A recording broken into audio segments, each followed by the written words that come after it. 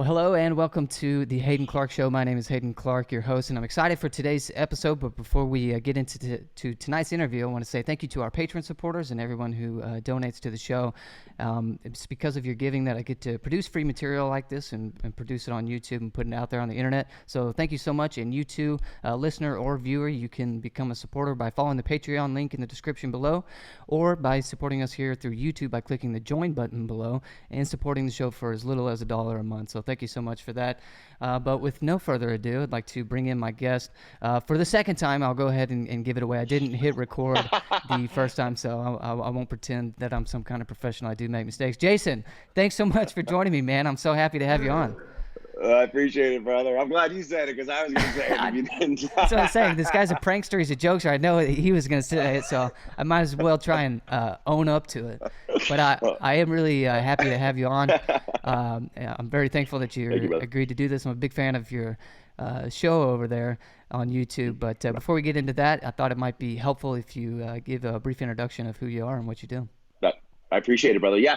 So my name's Jason Patton. I'm a firefighter in South Florida, and I have been blessed to have created some videos that thankfully my fellow brothers and sisters as first responders and EMTs and paramedics and all fun stuff, they genuinely enjoy it, and they've become moderately popular, which is it still blows my mind every day. Yeah, and like I had said before, it's crazy how popular it is because I volunteer at a department, I work at a department full time, and of course I'm familiar with guys and girls from other departments, and I've never talked to anybody at a fire station or at an EMS station that isn't familiar with the fire department Chronicles. Everyone's always showing me their phones. Have you seen this one? Have you seen this one? I'm like, yeah, I've seen it 100 times. Did you ever imagine that it would be so popular? No. Again, like I started the videos, I created them just out of fun, messing around with the guys in my station. And, we just come back from a training, doing some kind of training. And one of the guys had a GoPro, and we, made National Geographic's Fire Department Edition was the original, put that up on Facebook, man. And it was like, after a couple of videos, people were genuinely like, yo, this is funny, man. Like, keep going, keep doing it. It's great, and again, like, thankfully I've been able to maintain their attention, because a lot of times people fall off, and I always bring it back to the fact that thankfully I was forward thinking enough to know that everything needs to be PG-13. Don't do anything stupid, just keep admin happy so I can keep doing what I'm doing, kind of thing. Yeah. Keep admin happy. That's one thing that I've always thought about when I watch your videos, because I'm like, it looks like he's in the actual apparatus. He's actually at the station, and I would never try it as a rookie firefighter anyways, but I'm thinking if anybody was to do this, some of the chiefs, some of the officers that I know would be like, put your phone up, we're not doing that. So don't ever do it as a rookie. That's just a great way to get fired. Basically do nothing as a rookie, but do nothing as a rookie. Or that's the bet. Don't do nothing as a rookie, but do everything. Yeah, at the same time. Yeah. But no one would know where I work if I didn't say it somewhere, or they did a ton of research and figured out, and like a feel-good story, I mentioned it or something like that. But no one would really know where I work, and I try to keep it that way the entire time because I enjoy doing it and I want to keep doing it. And again, it's all positive stuff, but there's always that one person that's going to try to mess it up. Unfortunately, there's probably somebody that would try to ruin it for everybody. But and another thing you're talking about is just the way, the way you've maintained good content over and over and over again. And I know it's something, I see it in the comment sections. People make the same comments, so it's not just me saying it. But how do you just continually, it's not like you weren't a one-hit wonder, like you're saying. It's all these videos are good and they all take off. They're all funny. How do you maintain that? Thank you. I'm insane. It's just there are screws loose in there. Thankfully, they create some odd connections. Just a funny guy. Just a funny guy. Yeah. It's daily life, man. It's things that I see all the time. Dude, the fire and EMS, there's just a ton of content out there. But I try to be outside the box. I don't want to just continuously do the same things over and over again. Even though, one thing you have to come to terms with is that, if you're creating comedy, if you look at almost every comedian, if you look at almost every filmmaker, they have a style. They have a Mhm. style that they do. They have a style that their delivery, the way they talk, or their way their films or whatever is.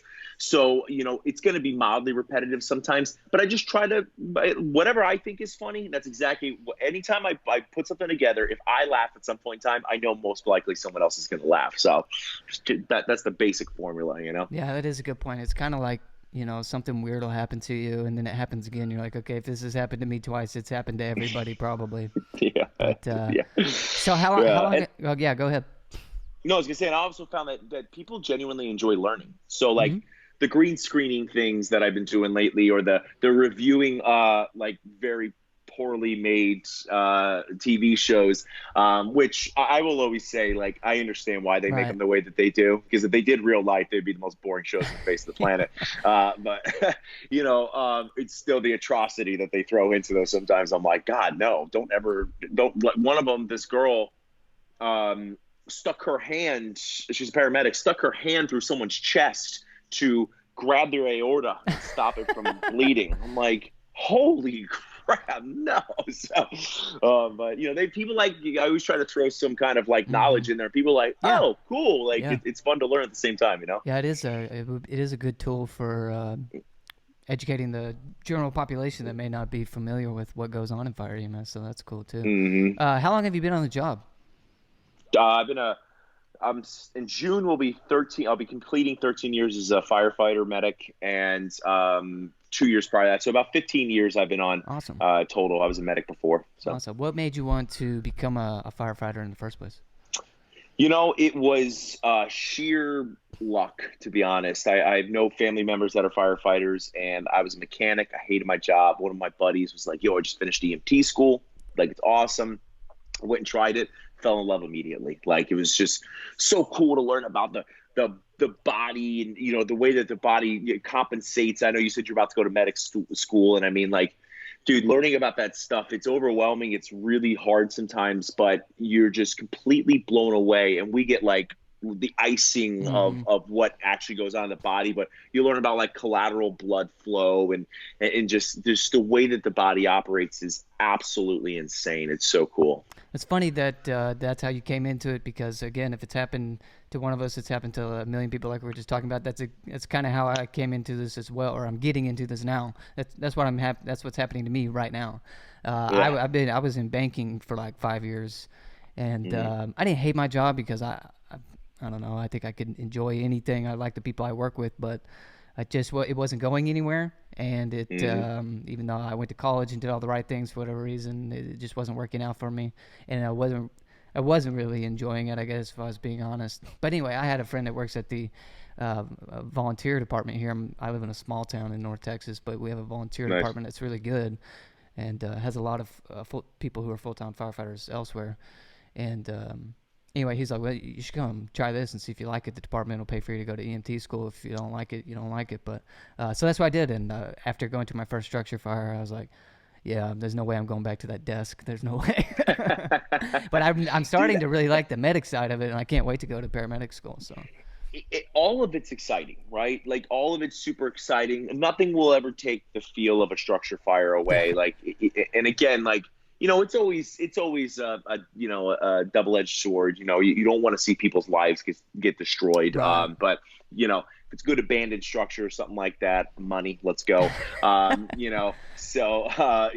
I mean, there's just something very animalistic, something Yep. you know, just exciting about running into danger. That's what it really comes down to. Yeah. Running into danger. And on the medical side, and obviously there's a lot of thinking that's involved in that, but on the medical side, man, you'll never feel more satisfaction than having a problem, Hmm. correcting it, and genuinely saving someone's life. Man, it's such a cool feeling. That's a double-edged sword too, and I'm not obviously not speaking from experience. I'm kind of forward thinking to when it is my call, when it is on me, Hmm. when I am the medic. It's like the draw to it is that it's in some sense it's like a mystery, and Hmm. I've got to figure this out. But that's the problem at the same time. It's like, yeah, Oh, yeah. but what if I don't? That's what I that's what goes through my mind anyway. I feel excited about it, but also a lot of angst about it. There's I don't I can't remember a single call that I've been on where, yeah, there are times where you're going to be like, I have absolutely no clue what's causing this right now. Like, I don't know, what to do. But it's not always about solving the problem. Yeah. Sometimes it's just like getting them good enough, Yeah, repairing them well enough to get them to as the long as people they're that still would alive figure it whenever out. they come out of the ambulance, that's what. Yeah, that's the goal. Yeah. Yeah. Deliver them alive, Yeah. So in one of the videos that you did a response to, I think the original video was saying that firefighters were overrated or something stupid like that. And it seemed like I try to give people the benefit of the doubt. That video was cringeworthy. I watched the original one. It's cringeworthy for me to even watch. Yeah. But I think the main problem was that this person just didn't even understand what a firefighter does, because your response to it was basically just explaining, that's not all we do. Here's what we do, and that's why Yeah. and that's why you're wrong. So what all, maybe I thought, well, again, if one person doesn't understand, probably there's a lot of people who don't understand. What all does a firefighter do? What does that entail? What's a day-to-day look like? So honestly, God, it really depends on what area you work in. There's some areas that run only fire. That is their only existence is fire. But again, if they're running only fire, then it's not just fire calls. They're probably also running water leaks. They're running, bunches and bunches of, obviously motor vehicle accidents, anything you can think of with regards to fire, motor vehicle accidents, downed power lines, all that stuff. Like, they're not just sitting around the station waiting for something to catch on fire, because that's not the way it goes. Not to, and then if there's medics, if they're also dual certified like I am, so I'm a firefighter and a paramedic, then you're running EMS calls on top of that. Roughly 70% of your calls are going to be EMS. But dude, it's depending on the department. Again, if it's any kind of wildland guys, they're running wildland fires. You're doing TRT, you're doing heavy rescue stuff, building collapses. I mean, trench rescues. Legitimately anything you can think of. Like, I need to call 911, most likely the fire department's going to be involved in that. Unless it's like an unsafe scene, then we're not the cops first. Then we'll go in after. But Yeah, cops first. Yeah. Yeah. I guess maybe I personally didn't realize how many departments run EMS. Where I live, there's a private EMS, and the county over has a county EMS, and I guess I just didn't really realize that actually a lot of places like where I work now, the fire department does run the EMS service, so I did to do fire EMT. But I guess, and that will vary from department to department, from state to state. I mean, counties, like there are county separations here, and you'll go into the county, 2 counties north of me, and they're just fire. They're just fire. They'll run EMS. They don't do any transport. That is the utter opposite of what it's like down here. It's only fire departments transport down here. Yep. So, it's crazy, man. It's absolutely crazy. And, again, if you're not running a call, and of course we have downtime, but from 8:00 in the morning or whenever your shift changes, for the first 3 hours or so, you're most likely either checking your truck out, doing duties. If you have a department that's heavy on training, you're gonna have some sort of training during the day. Like, they're definitely not just sitting around twiddling their thumbs. Yeah, and if you're a rookie, you're doing dishes. You're doing everything. I can speak that from experience. Yeah, stay busy, man. That's the best thing you can do as a rookie. Just stay busy. My first day, I'll just go ahead and embarrass myself. My first day of work, I was like, I've seen guys go in and pretend like they know stuff when clearly they don't, and nobody likes that guy. So my mindset on my first day of work was like, okay, don't be that guy, at least. Yeah. At least don't be that guy, because nobody can stand that guy. And so I was kind of really quiet and just wanted to observe everybody and kind of get the feel for everything. And it kind of got interpreted as I'm lazy. I was like, oh, crap, no, I don't want to. I'm not lazy either. So then I just started doing everything. And no, everybody at the department's really great. I really love where I'm at, but that's just kind of. That's awesome. It's funny, dude. Like, there is a fine line. My first day, we went to an extrication. The woman ended up dying, but we go to this extrication. Dude, I jumped out of that truck, man. My gear was half on. Ran up to the car, tried to rip it open with my bare hands. They're like, "Rookie, what the hell are you doing? Stop touching the car. And I'm like, trying to pull it open. Like they, you can't do anything wrong as long as you're doing something. Yeah. Obviously you don't do anything unsafe or stupid, but if you're doing something as a rookie, you're doing a good job, man. We just want to see you. We want to see people be thirsty. Like they want to learn. They want to bother the guy. Hey man, can you show me how to work this thing out here? Like, absolutely, bro. Let's go through it. Yeah. So. No, that's good. Yeah, I found that most of the guys are fine with questions, and which is something I'm always nervous about. I really like this job. I really want to learn and be the best I can be. But I'm always nervous to ask people questions because I know sometimes that comes across as annoying. But I honestly haven't run into anybody that wasn't. Anyone that would give you shit about asking a question is an asshole. I mean, there's no other way to put that. So, like, he's an asshole. Like, Yeah. But I mean, there's no other way to learn.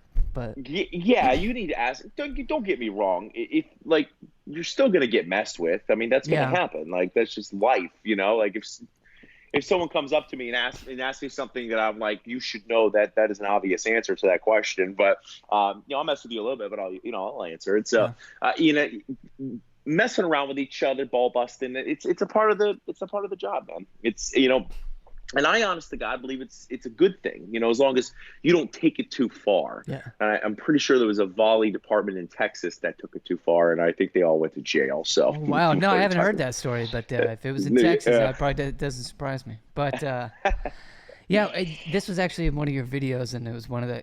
So much of your content's just immediately relatable, and in the fire department, we're pretty much. Look at me talking in the fire department. I've been here not even a year, but I've found in the fire department that everybody's usually pretty good at laughing at themselves, and I had to laugh at myself on this one. Excuse me.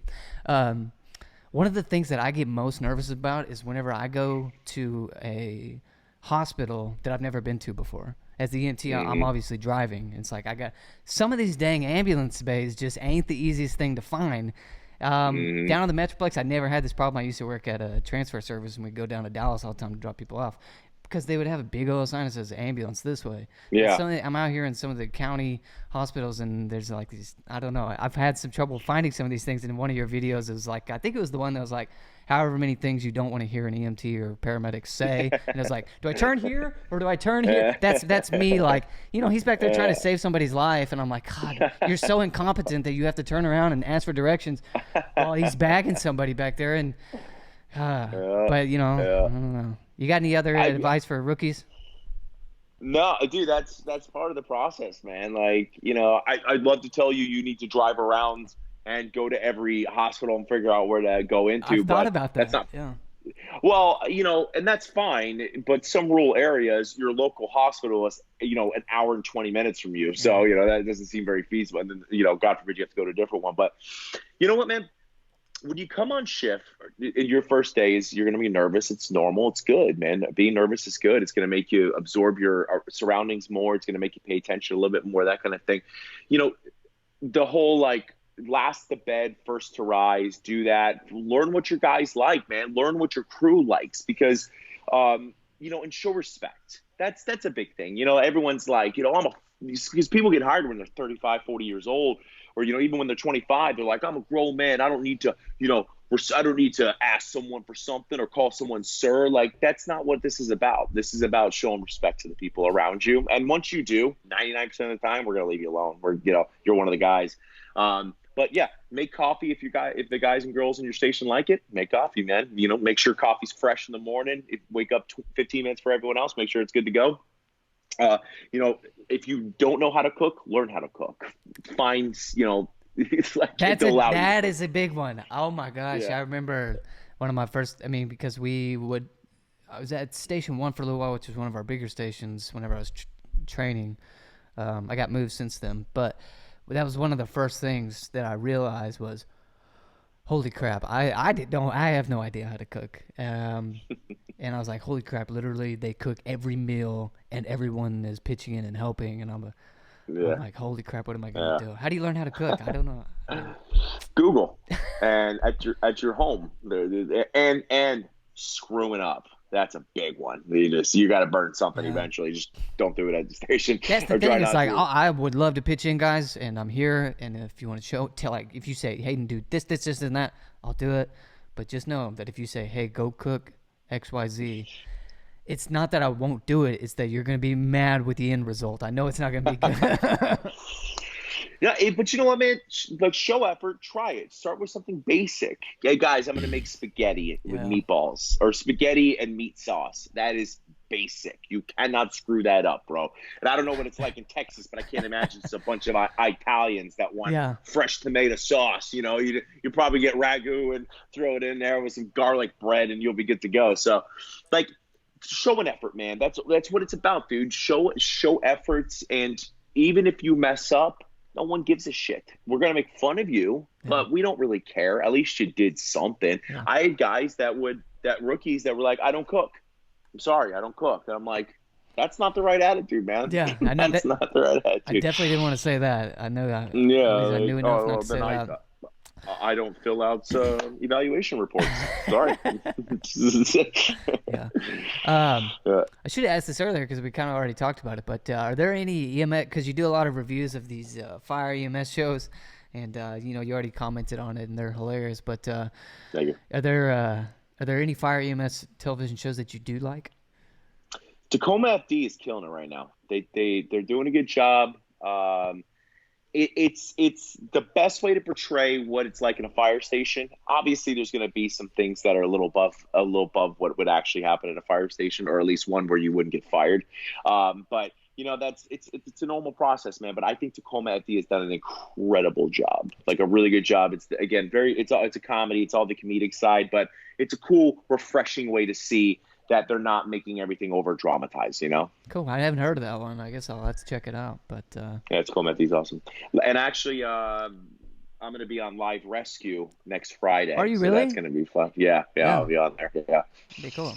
That'll be How does good. that work? Yeah. Like you're going to be on it, or like they're coming to where you live and doing a whole. So whatever no. you're allowed to say. Sorry, I didn't even think about that. A local department asked me to come down there and ride with one of their chiefs. So I'm going to go down there and ride with their chief as a ride along, and cameras will be in there, and it'll be fun. Congrats, man. That'll be fun. That sounds awesome. Thanks. Looking forward to I that. appreciate it. Yeah. Totally switching gears here, but how about that for a segue? Would you recommend fire EMS as a career to someone that was, just kind of unsure about what they want to do, or maybe they're not happy doing what they're doing right now? And why would you, or why would you not? Yeah, I mean, this is the greatest career on the face of the planet. I don't think anyone would say any different. It's an incredible career. It's you get to save lives. You get to make impacts. Genuinely get to make impacts on people's lives. You get to see the fruits of your labor, the results of your labor, which is very cool, man. Very few jobs do you get to do that. But there are some downsides sometimes, the mental health issues and stuff like that can happen. But in reality, as long as you take care of yourself, and if you need to go to therapy, or you need to go to a recovery facility or treatment place to kind of get some stuff out of your head, and you do that, then you're going to have a lovely, amazing career. Yeah. Best job you ever had. And I remember whenever I was kind of unhappy doing what I was doing as a banker. And my wife, our first year of marriage, she was finishing up nursing school, and I saw how much she enjoyed it, and thought maybe I should do something a little bit more tangible like that. And so first responding in general was kind of an initial draw for me. And I went and asked, no offense to anybody, but I went and asked some police officer friends that I knew what they thought about their jobs. And I'm sorry, but no police officer I went and personally asked said that they liked their job. So they all had different reasons, but I'm just saying nobody said that they really enjoyed it. And every firefighter I talked to said, best job I ever had. So I thought, well, I guess I'll go to EMT school and then see if I enjoy it.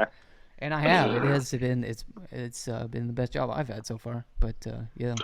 Yeah, it's not just it's obviously the calls and helping people and stuff like that. But I think the sweetest part of the job, man, is the brotherhood, bro. You show up at work, get to work with your best buddies, hang out. As long as you got a good crew, man, it's an amazing thing. you're always going to work with that asshole that no one wants to be around. So I'm probably that guy, and I just don't know it. Yeah, right. Yeah, no, But it is I think it's the rewards of the job are so tangible, I guess. yeah, You know, I'm sure as a banker I was making a difference and stuff like, every job does in a sense. If you really want to think hmm about it, we can figure it out.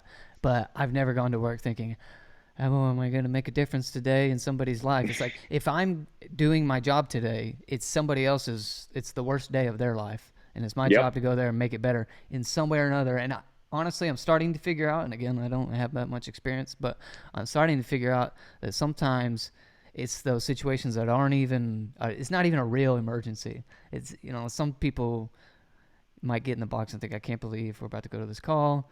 But to that person that on the other end that is calling 911, to them, they're about to die, even if it's, nothing.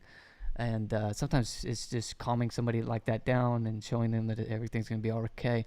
That's rewarding to me too. It's not always, you know, they were legit dying and now they're not. Like obviously yeah, that's rewarding in a way that can't even be described. But sometimes it's just those small things I found. yeah. I agree. Or writing in the back of the box with the old lady who's just telling you about life and how much you need to treasure it and stuff. I had an experience like that with the old lady whenever I was in the transfer service, which sucked. Transfers suck, but there was some rewards to it, just like that. Yeah, It's just rewarding in a lot of different ways I've found. But absolutely. you already touched on it, but why is and I've seen you make some really good videos on this topic, so I wanted to ask you about it if you don't mind. Um, why is mental health such a big topic? Why is it such an important topic in firefighting and EMS? And what advice do you give concerning it? You know, mental health in general for humans, I say for everyone, is extremely important. Like your brain is outrageously complex, right? I mean, it's funny because we look at motors and stuff like that, and how I don't know if you know anything about engines, but when I was a mechanic, no, no. When I was a mechanic before this, learning about how motors work and timing and how everything has to be absolutely perfect down to the millisecond. Otherwise, you're gonna blow a valve out or something like that after the piston impacts it, and it's like it's so complex, and people are like, "Wow, that's so cool." Yeah, but for some reason, when it comes to our own brains, it's like it's black and white, dude. Like you're either good or you're bad. It's like that. I mean, there's so much more gray, like literally gray matter in there. Nice. That you really like. We really need to look at it differently. So I think for a lot of people, they experience traumas, they try to process them, and then society comes along and says, what's wrong with you, figure it out, move forward. If you're a man, just suck it up and keep going. It's like, all right, that's how psychopaths are created. So that's probably a crappy thought process. But then with first responders, it gets even worse, because now you see things you should never have seen. You're not supposed to see kids with their heads cut off. You're not supposed to see, mothers being murdered and people run over by cars flattened. Like, you're not supposed to see those things. And you see them, and the natural thing to say is like, oh shit, no, not okay. And then someone go, you know what, man, it's not okay. And then normally you're able to work through those types of things, right? But I think with a lot of first responders in general, just saying that, dude, talk about what's going on, and if you need additional help, great, but don't treat your brain any differently than anything else. And you are no lesser of a person. I talked to a guy today, and he had the best thing. So there's like different types of pressure when it comes to the perceptions of firefighters. There's like societal perceptions and pressures that come saying you're a hero, like you should be strong all the time. And then there's personal perception and processing issues that come from us saying, I should be strong all the time. Like I'm less of a firefighter if I talk about being a little weak or a little, and it's not, I hate weak, but a little mentally, strained. And it's crazy, man, because our own pressures are much greater and much more impactful than whatever society thinks. Yeah. No, I guess I remember going through EMT school and this subject being brought up, and I guess it had never crossed my mind. But I was in for a rude awakening. My instructor was, I remember her saying, I can't remember all the statistics, but she was getting statistics about PTSD and fire EMS, and also divorce rates and things like that. Oh yeah. And just the stress of it had never really occurred to me. And she was comparing that to the military, and I thought, well, that actually makes a lot of sense. Of course, there's obvious differences for people in the military out there, but I'm just saying, like, there's obvious similarities now that I think about it too. And Yeah. but I guess I that, don't. yeah, go ahead. No, go, go. No, I was just gonna say, I guess that's also that might sound like room for optimism on this subject as well. Is that, I mean, it was one of the first things I remember learning about in EMT school. Like, I think it's being taken seriously, and I've heard it Yeah. from other, my chief has, said, if you need anything, let me know, or if you need to talk to anybody or need us to get you help on some, after a bad call. Thankfully, Yeah. I don't think, at least, that I've been too affected by anything yet. Again, I'm brand new to the field, so I'm sure worse things will happen, will Yeah. come. But yeah, But I mean, that's yeah, go ahead. Yeah, I'm it's good. good. Yeah. No, it's good. Like, they should tell you that. And again, there's two schools of thoughts when it comes to this. One school of thought is to tell you there's like an 85, 90% chance, or I think it's just over 70%. You're going to experience some kind of PTSD, like some kind of traumatic whatever. It doesn't mean you're going to develop any issues. And again, I might be off on that number, but let's just say it's 99. It's pretty Whatever. close. So the Yeah. nine, yeah, let's say it's 99% of the chance, like 99% chance you're going to experience PTSD. That's a great way to talk to people, to say, like, hey, you may get it. But then the other school of thought is, don't tell everyone that, because if you tell everyone that, they're going to think, shit, Yeah. I'm definitely going to get messed up. Like, and it's not wholeheartedly true. But here's the facts, or here's the best way to think about it. If you do have an issue, correct it. Make it normal to correct it. If you don't have an issue, great. All right. Look, I've seen people cut in half. It didn't bother me. I was like, all right, I mean, that sucks. Like, holy shit, that woman's cut in half. Took me a couple of days to get through it, but it wasn't like earth-shatteringly bad for me. But I saw my dad, or not my dad, but I watched my dad die from cancer, and then 3 months later, when I got back from shift, one of the first people I ran on was a guy who looked just like my dad, and it was like, like I needed a second to step back. Yeah. So, like, things affect people differently, Mm-hmm. and then I got a little therapy and stuff like that, and you're good to go. Yeah. What scares the shit out of me is having a baby now. Like, she's literally 4 months old. And only because I had an instructor who, thank God, was very open about his experiences in the EMT school. And the point of him bringing this up was to say that, look, even if this does happen, it's not, what did he say? It's not a life sentence. PTSD is not a life sentence. That was the most encouraging No. thing to me. He said, you can't come through it, and here's proof, me. And he ran a call on an infant that didn't make it. He had to do CPR. And that didn't, I mean, obviously that's going to affect anybody at least a little bit, but it wasn't PTSD bad. And then he had his own daughter, and I think he was playing with her on the bed or something like that, and that just triggered that CPR, and it just all came rushing back to him. And he was, thankfully he just went right ahead and got help. And I'm not saying he's unaffected by it now, but he's, according to him, he was doing good. So that was really encouraging. That's what scares the shit out of me now that I'm a father. I'm like, I got shift tomorrow, and every time I'm like, God, I hope it's not a 4-month-old kid, because I don't think I could come home. It would just be so hard. Or you're going to run on a 4-month-old kid, and you're going to do CPR on him, and you're going to be fine. Like, you may have the ability to separate, but if you don't, and that does happen, and you are affected by it, it's fine. Come home, tell your wife. She's a nurse. Yeah. Like, talk to your wife about it. Hey, babe, this is what happened today. Wow, like, it was really hard for me. Like, you guys will have a moment. You probably bond over something like that. Like, oh, I think I'm going to go see a therapist and just talk about this, because it bothered me a lot. Like, all right, don't. They always, like, therapists, or at least my therapist used to say, like, sometimes life pokes you with a stick, and it's like, hey, I want to go get this looked at. Mm-hmm. And if you don't listen to the small stick poking, eventually life's going to hit you with a 2x4. And, that can be really bad. So you just got to listen to whatever's going on and process when you should be processing. Yeah. Well, I'm encouraged that there's conversations like this happening. So because it is a really big deal in the fire EMS world. And so thank you for speaking out on it as well. So thank you. Okay, one last question before we go to the bonus segment. Again, if you want access to the bonus segment, you can follow the links below to become a supporter and get access to not just this bonus segment, but all of the bonus segments of my interviews as well. Jason, where do you see the Fire Department Chronicles going in the future? What's the future look like? I don't know, man. Just continuing the same type of content and videos and the same lightheartedness that I think we all need in fire and EMS right now. Our first, the world, we all need lightheartedness and happiness. But I'm hoping eventually hosting a TV show of some way, of something that, and I hope that will be in the near future. Nice. We'll see. I hope that works out. That would be great. I appreciate it. Again, we're going to go to the bonus segment, so if you want access to that, just follow the links below to become a supporter, and you can get access to all of our bonus segments. Jason, thank you so much for agreeing to do this, man. I love your content and your YouTube channel, and if you one day have a TV show, I'll definitely be tuning into that. So, again, thank you, brother. Yeah, thank you. Have a good one, man. Appreciate it, man. You too, buddy.